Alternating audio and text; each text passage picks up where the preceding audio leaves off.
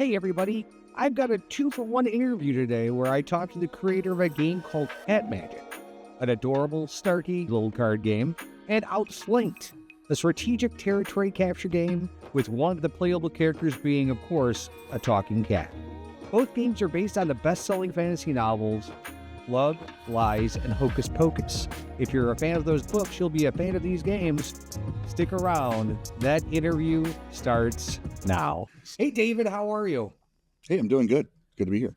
Glad to have you on. You are on, obviously, because you have a game that you have created. You actually have two that are out, and one had just finished kickstarting. That one is called Outflanked. Yep. And you have another one that you've produced, plus you have more on the way. So why don't you tell me about Outflanked? So Outflanked, I've actually got a copy right here. It's our prototype. So Outflanked is a abstract strategy game in the same vein of like chess or checkers. Like that's an abstract strategy game in which you have a 5x5 grid and you have a handful of cards and a deck of cards. The cards have arrows on them that tell you what squares are unlocked for play.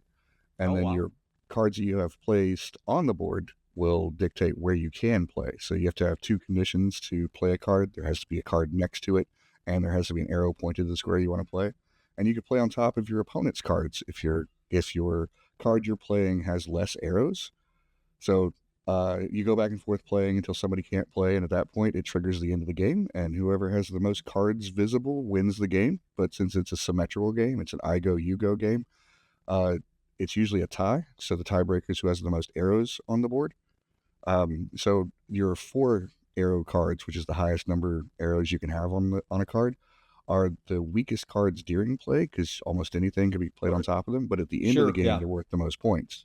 So you got to protect those. And there's character cards in the game, so you play as the individual characters from my wife's book series because it's a tie-on to her book series. And those character cards give you special abilities that you can use during the game. It's a super fun strategy game. Sounds like it. It also sounds very sneaky. I mean, it can be. Some of the characters' abilities are pretty straightforward and blunt, but some of the character abilities take a lot of finesse. Like there's a librarian character who can rotate cards on the board, and her flavor text says it was crooked. And there's a cat on a magical talking cat named Sir Edgar Allan Kipling. He can play diagonal. He's the only character that can do that. That's because cats go where they want. It's a pretty fun game. That's awesome.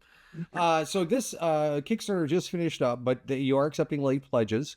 I will have links to the game down below. And now, you have another game that you've produced as well. Why don't you tell me about that? So that game is Cat Magic the Game.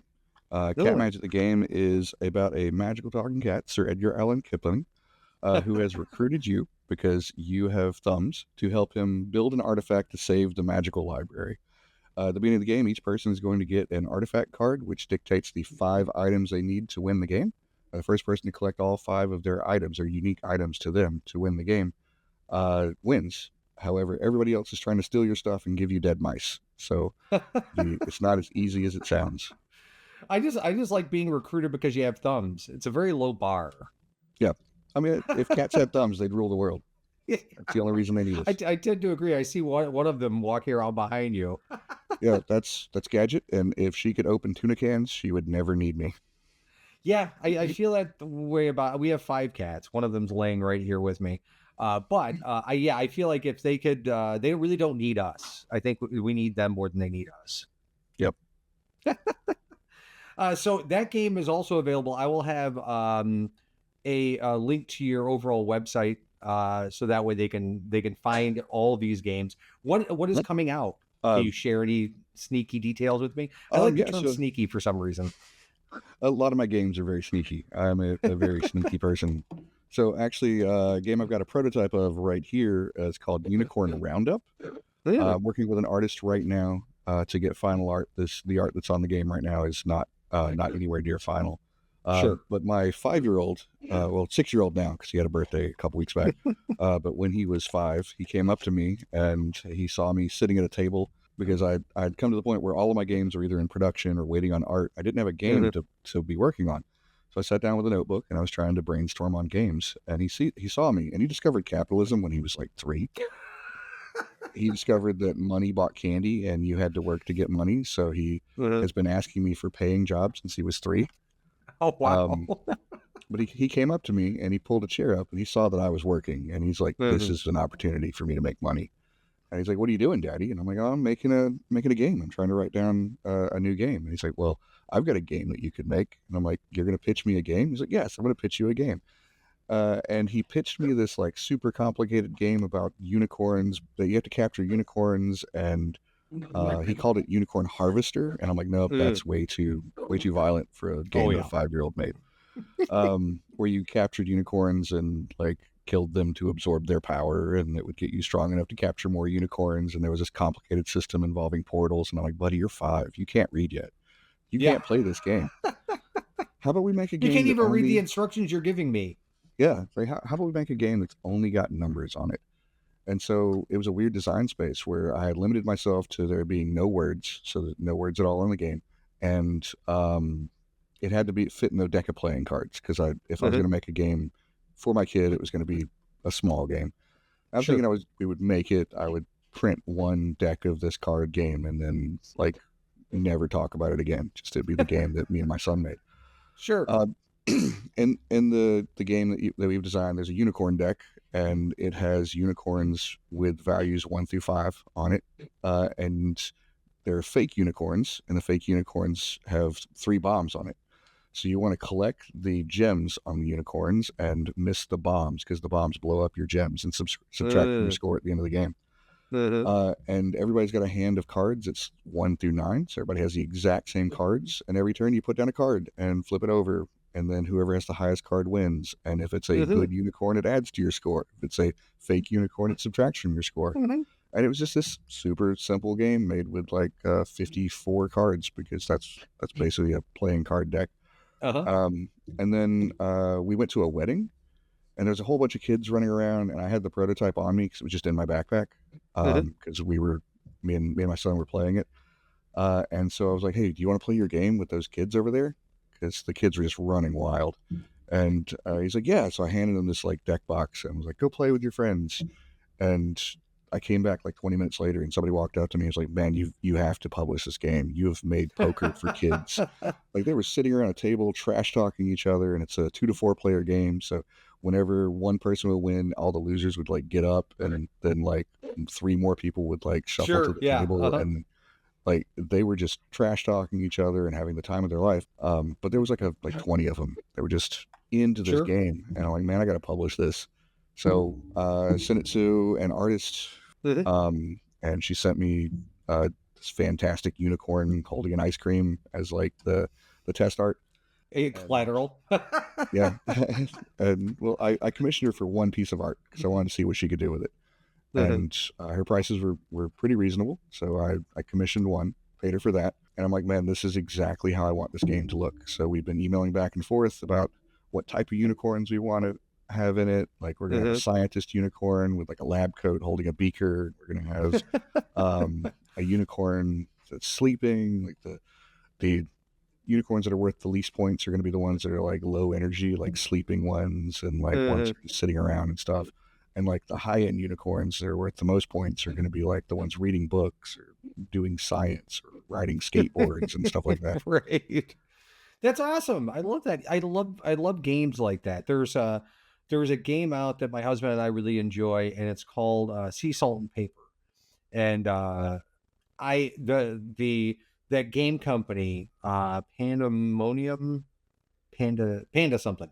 They produce all these very small little fun games that are quick to learn, and I love stuff like that. It's nice to be able to have something you can pull out of your pocket and say, hey, you guys want to play a game with me, you know.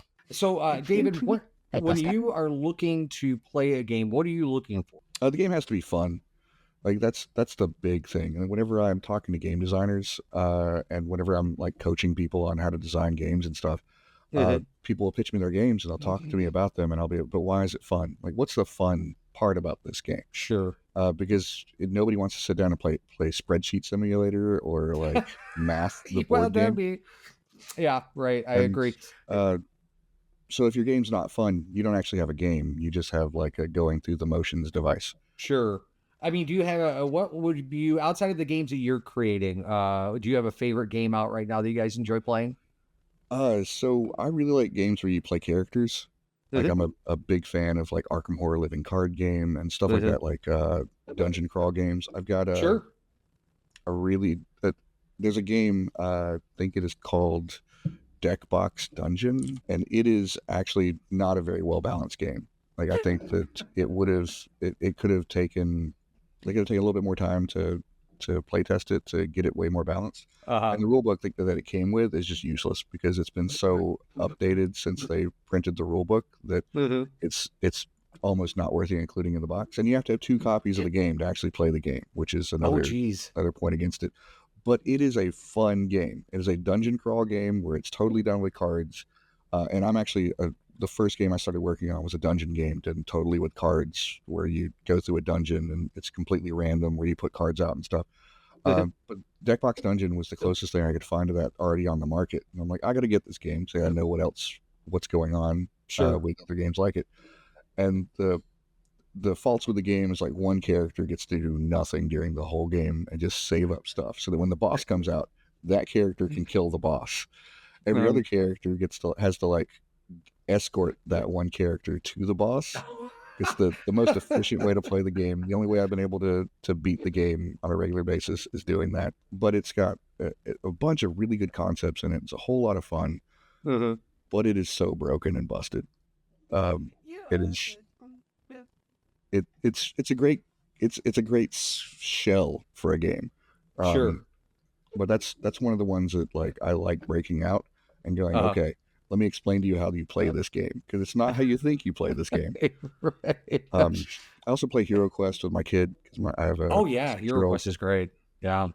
First time I played Hero Quest with him, we were playing two characters and running through. I was playing like the wizard and he was playing the barbarian. And I kicked a door down to go in, and there was like two goblins or three goblins in the room. Mhm. And I'm like, "All right, buddy, you need to come in and fight these things." Like, can I shut the door? I'm like, guess you can, but that wouldn't go There well for me. there's a guy who I interviewed. He goes by the name Redworm, and his Mhm, son. He puts a bunch of stuff out, like 7-year-old DM tips, and some mhm, of the stuff that this kid says is just it's so common sense. It's not common apparently. It's just like, mhm, yeah, I guess you could do that. But I love watching kids play games because they don't have a box. They're not in a box. They're completely free and creative, and so it's so much fun to watch kids break a game because they Yep, will literally break it. yep. And the next project I'm going to work on after I get the games that I've slated out is going to be a Dungeons and Dragons supplement book. Mhm, They could actually really be used for any type of a fantasy role playing game, and mhm. it's how to start a D&D game because that's the biggest hang up to a lot of D&D games and why they don't Yeah, progress very well is because they don't start well.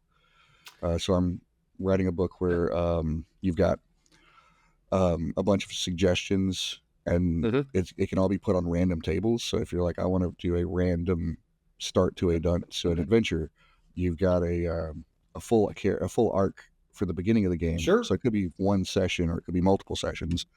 But your starting location, your starting situation, how the characters know each other, all of that stuff is done through this book.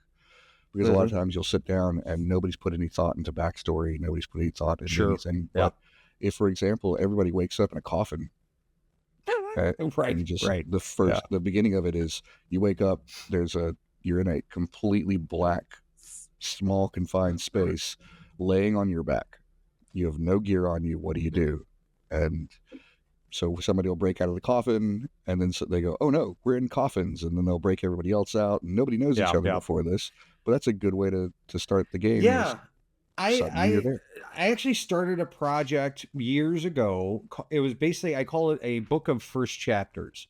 So it was it was gonna be basically like a soup starter, just to Mhm. add characters. So you'd have your situation, you'd have various things going on, and so I wrote various scenarios for people. And because a lot of times when you have new uh, D&D players, they don't get the concept of backstory, and Yep. so the backstory is kind of built into it, so that way they have a structure in which to know how to act, Yep. or you have to kind of feed them what's important. to them, so that way they have some sort of investment in the game. So yeah, I love that idea. I think it's great.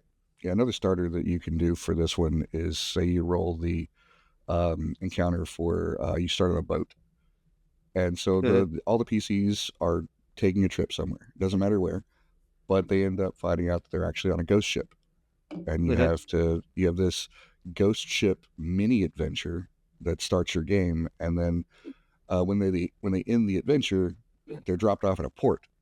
So that could be, you could literally run into any other adventure. So if you wanted to play Waterdeep Dragon Heist, for example, Sure. you can, instead of everybody meeting at a tavern, which is I think the beginning of that module, you can go, okay, well, we just had this ghost ship adventure. Now we're going to a tavern to, talk about this or do whatever. Sure.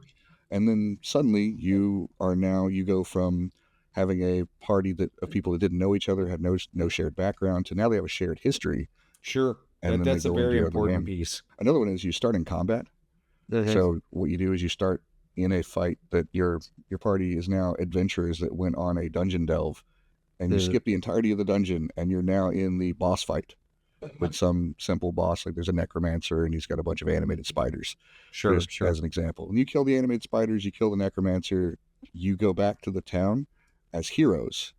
And then that's the start of your adventure, is you guys are heroes that just defeated this bad guy, and now you're off on another adventure. Yeah. So you start with a win. I had an adventure where all the PCs ended up waking up in a jail cell together. And was able to kind of rotate some stuff out of that. But yeah, I love all that. I will have links to everything that you are creating, and I'm sure we will talk again as more and more of your creations hit the street. So if any of you want to get a copy of Cat Magic, which is the game that is currently out, Outflanked is being produced right now, so it's not really available. Comment down below, say hello, and you will be entered into a drawing to go ahead and win that amazing card game that now I want. David, I appreciate you coming on. Thank you for spending a little time with me, and I wish you the best of luck. All right. Thanks. It's been fun.